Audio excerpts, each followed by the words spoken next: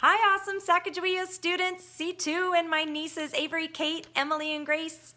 I'm going to read to you Otis by Lauren Long. There once was a friendly little tractor. His name was Otis, and every day Otis and his farmer worked together taking care of the farm they called home. Otis loved to work. But after working hard all day, Otis was ready to unwind and play. He would ride the rolling hills and skirt Mud Pond down by the corn. He would leapfrog bales of hay and explode through the haystacks. On occasion, he would chase a rabbit or play Ring Around the Rosie with the ducks to the sound of his steady put, puff, puttity chuff. And sometimes at the end of the day, he would just sit under the apple tree and watch the farm below. Every night, tired but happy, Otis would putt-puff into the little stall in the barn that was all his. One night when Otis was fast asleep, the farmer brought a beautiful baby calf into the barn. The calf bawled and bawled for her mother, but when the sleepy sound of a soft putt-puff, puttity-chuff came from the next stall, the scared little calf stopped bawling and drifted off to sleep. From that day on, the calf started following the little tractor wherever he went. Putt, puff, puttity, chuff. She followed him over the rolling hills and down by Mud Pond. She was right behind him, leapfrogging bales of hay. And the calf made their games of Ring Around the Rosie all the better. Sometimes at the end of the day, the two of them would just sit together under the apple tree and watch the farm below. Otis loved his little calf, and the little calf loved Otis.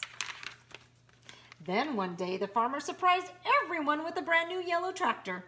"Time to move out, Otis," the farmer said. He took Otis out of the little stall in the barn that was all his and parked him back behind the barn.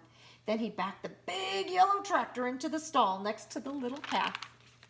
But the little calf didn't like the big yellow tractor. He had a deep rumbling snore that shook the stall when he slept. There was no one to purr the little calf gently to sleep. No one to spend her days with. And Otis? Otis could not even see his farm as the weeds began to cover his tires. His friends sat with him, but she could not get him to play like the old days. It was nearly summer when the farmer discovered a poster. Who has the prettiest calf in the land? Judges will decide at the county fair and award the fancy blue ribbon to the winner. The farmer knew the answer. He would show the little calf. But on the morning of the fair, the little calf was nowhere to be found. She had wandered down to Mud Pond by the cornfield to cool off. When she waded into the muddy water, her feet sank. With every step, she sank deeper and deeper and deeper. The little calf was stuck in Mud Pond. "Get the hands," the farmer shouted, and then he saw her. All the farm hands came running with their ropes, but the more they tugged, the more stuck the calf got. "Get the big yellow tractor," the farmer shouted. "He can save her." But the big tractor just scared the little calf. She sank in deeper and deeper. Nearby farmers began to gather. "Then call Fire Chief Douglas and the fire truck," the farmer shouted. "They can save our little calf."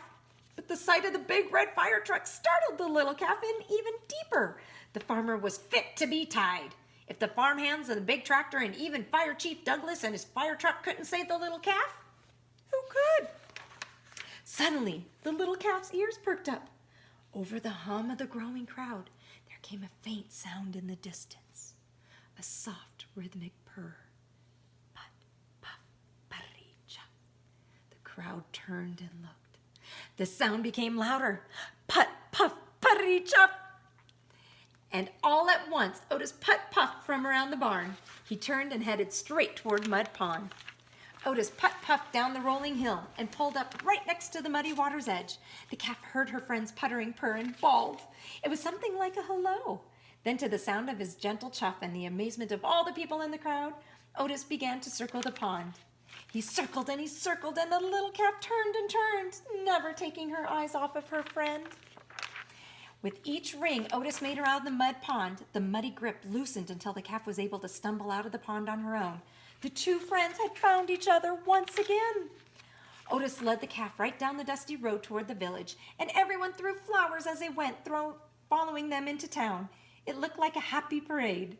No one needed a fancy blue ribbon or to tell them that the calf was a special calf. Otis was a special tractor, and the two of them were special friends. From that day on, the farmer discovered that with Otis's puttering purr beside the chicken coop, his chickens laid more eggs. At milking time, with Otis's gentle chuff nearby, his cows produced more milk. On occasion, Otis even got to join the farmer and the big yellow tractor out in the fields. But often, at the end of the day, Otis would just sit with his friend under the apple tree and watch the farm below. What a sweet story. I love old friends. Thank you so much for listening. Have a wonderful day.